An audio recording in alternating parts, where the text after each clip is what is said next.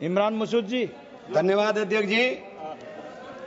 माननीय सभापति महोदय, बाबा साहेब भीमराव अंबेडकर से लिखे हुए इस संविधान में बाबा साहेब भीमराव अंबेडकर ने हमारे संरक्षण का, देश के अंदर रहने वाले प्रत्येक नागरिक के संरक्षण का वादा किया।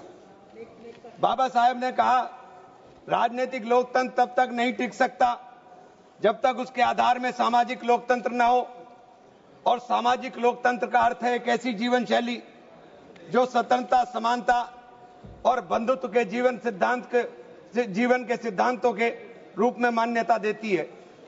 मान्यवर, वक्फ बिल ला करके जिन्होंने इस वक्फ बिल को ड्राफ्ट किया, मुझे बड़ा ताज्जुब होता है बार बार। वक्फ के बारे में आपको जानकारी, वक्फ है क्या? वक्फ एक फरीजा है हर मुसलमान के लिए, जो जिसकी जो हैसियत है वो अपनी हैसियत के हिसाब से अपनी प्रॉपर्टी को या किसी भी चीज को अल्लाह की राह में वक्फ करता है। और इस वक्फ के जो ड्राफ्ट करने वाले लोग थे, जो उन्होंने बिल ड्राफ्ट किया था, उनमें मैक्सिमम लोग वो थे जिनको वक्फ के बारे में जानकारी नहीं थी। और मैं एक बात बहुत दावे के साथ कहता हूं कि 90% लोग ये नहीं बता पाएंगे, मुसलमान के अलावा, कि पाकी और नापाकी क्या होती है। तो आप वक्फ को क्या जानेंगे? ये जो बार बार कह रहे हैं कि मुस्लिम में सदस्य, गैर मुस्लिम सदस्य शामिल होने चाहिए, नहीं होने चाहिए, वक्फ को मुसलमान समझता है, जानता है, इसकी जो जरूरत है उसको पहचानता है, इसलिए इस बात को कहा जा रहा है। वरना सारा प्रबंधन जो वक्फ बोर्ड का है वो तो सरकारों के ही हाथ में है। लेकिन इसमें जो सबसे बड़ी बात है कि बार बार ये शोर मच रहा है, जेडीयू भी कहती है, टीडीपी भी कहती है और सहयोगी दल भी कहते हैं कि हमने वक्फ बाय यूजर को खत्म कराने का काम कर दिया। माननीय अध्यक्ष जी, मैं इसकी धारा 3R1 को, जिसके अंदर वक्फ बाय यूजर था, उसको हटा दिया गया और क्या शामिल किया गया, मैं ये पढ़ करके बता रहा हूं। ये बिल है, इसके अंदर लिखा है, परंतु वक्फ संशोधन अधिनियम 2025 के प्रारंभ पर या उसके पूर्व उपयोगकर्ता द्वारा वक्फ के रूप में रजिस्ट्रीकृत संपत्तियों को उपयोगकर्ता द्वारा विद्यमान वक्फ इसके वक्फ संपत्ति के रूप में बना रहेगा, सिवाय, बस आगे आ गया काम, सिवाय संपत्ति पूर्णतः या भागतः विवादाग्रस्त है या कोई सरकारी संपत्ति है। माने सभापति महोदय, 2005-06 में विभिन्न राज्य के बोर्डों द्वारा सच्चर कमेटी के समक्ष ये कहा गया, दिल्ली में 316, राजस्थान में 60, कर्नाटक में 42, मध्य प्रदेश में 53, उत्तर प्रदेश में 60, उड़ीसा में 53 ऐसी प्रॉपर्टी हैं जिनके ऊपर सरकार के कब्जा किया हुआ है। इसके बाद जब ये लागू हो जाएगा तो इसके ऊपर से वक्फ का अधिकार खत्म हो जाएगा। दूसरी चीज मैं कहना चाह रहा था, जब आपने सिवाय संपूर्ण और पूर्णतः लिखा और या भागतः लिखा, तो आपने पूरी तैयारी कर करके लिखा। उत्तर प्रदेश इसका सबसे बड़ा उदाहरण है। उत्तर प्रदेश में 11,400 हेक्टेयर लैंड वक्फ की, 14,000 हेक्टेयर में से 14,500 में से 11,500 हेक्टेयर लैंड को सरकारी घोषित कर दिया गया है। 78% लैंड को सरकारी बता दिया गया है। और सरकारी लैंड कौन सी है? उसमें इमामबाड़ा है, उसमें प्राचीन मस्जिदें हैं, उसमें 500-500 साल के पुराने कब्रिस्तान हैं, उसमें ईदगाहें हैं, गांव-गांव के अंदर बनी हुई मसाजिद हैं। और आप कह रहे हैं कि आपने वक्फ बाय यूजर खत्म करा दिया। ये इतना बड़ा हथियार दे दिया कि आप जाइए, लड़ते रहिए। इसके साथ ही इन्होंने कहा कि साहब, अब जब कोई विवाद पैदा होगा तो उस विवाद की स्थिति में डेजिग्नेटेड ऑफिसर उसको सुनने का काम करेगा और वो तय करने का काम करेगा कि ये प्रॉपर्टी किसकी है। लेकिन वो तय कब करेगा, इसकी कोई समय सीमा नहीं। और जब तक वो तय नहीं करेगा, वो प्रॉपर्टी का मालिक सरकार रहने का काम करेगी। तो 11,500 हेक्टेयर लैंड तो उत्तर प्रदेश के अंदर, और कर्नाटक का विवाद सबके सामने है। बड़ा शोर मचा था कर्नाटक में, मैं गया कर्नाटक के अंदर क्या मान्यवर 1,12,000 एकड़ लैंड वक्फ बोर्ड की थी, जिसके अंदर से 71,000 एकड़ लैंड का अलॉटमेंट सरकार ने कर दिया, और 19,000 और 20,000 के बीच में वहां के जो दरगाहों के या मुतवल्ली थे उन्होंने अपने परिवारों में बांट लिया। तो ये जो हंगामा बचा, 1999 में एक आदेश आ गया, वक्फ ऑलवेज वक्फ, तो ये पुराना आदेश नल एंड वाइड हो गया। सरकारें भाजपा की भी रही, कांग्रेस की भी रही, दोनों सरकारों ने नोटिस इश्यू किए। मैं उन नोटिस की कॉपी भी लेकर आया था। दोनों सरकारों ने नोटिस इश्यू किए, लेकिन जेपीसी ने हंगामा उतरा तो सब हमारे चेयरमैन साहब भी हवाई जहाज लेकर के गए, लेकिन खोदा पहाड़ निकली चुईया, वहां कुछ मिला ही नहीं, वहां कुछ नहीं मिला। इसी तरह से कहना चाहता हूं कि ये जो विवाद वाली स्थिति में आपने डेजिग्नेटेड ऑफिसर का प्रावधान किया, लेकिन उसके सामने ये नहीं लिखा कि ये कब तक तय करेगा। और आप बार बार कहते हैं कि साहब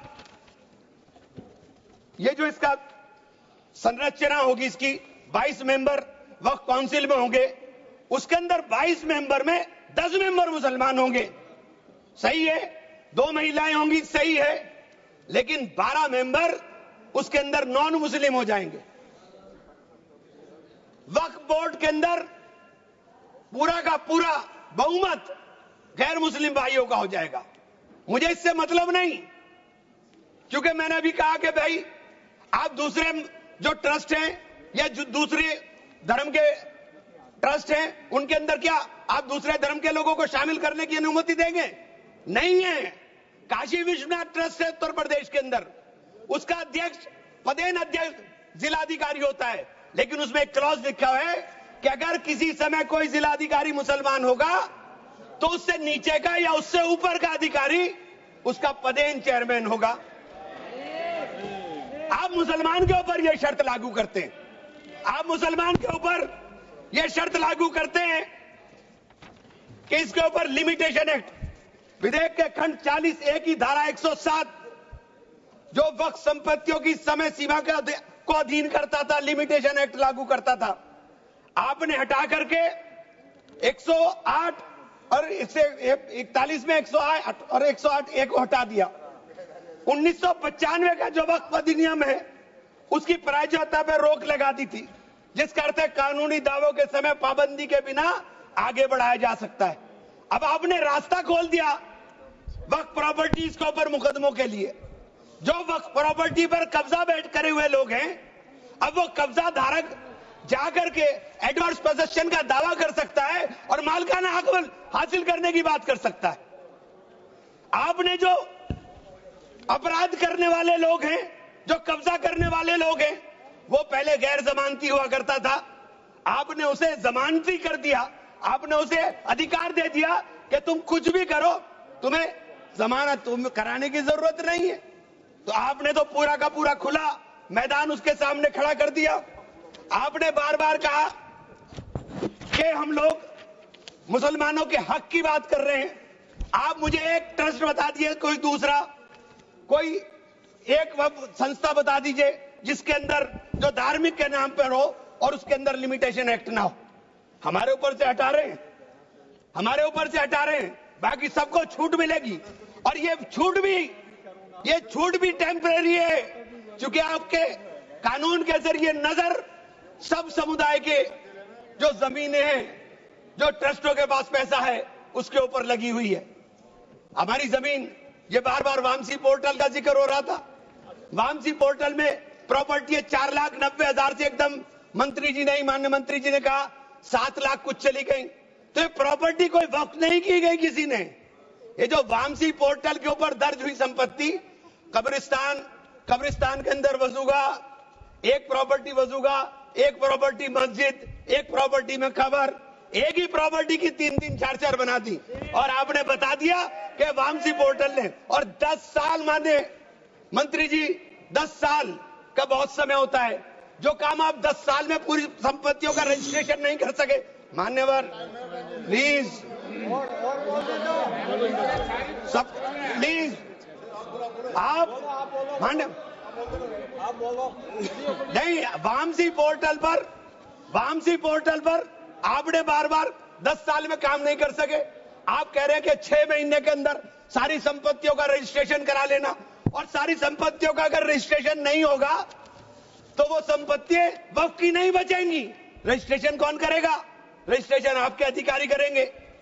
जब 10 साल में नहीं कर सके तो 6 महीने में कैसे करेंगे? और ये पूरी तरीके से संविधान विरोधी कानून है। साथ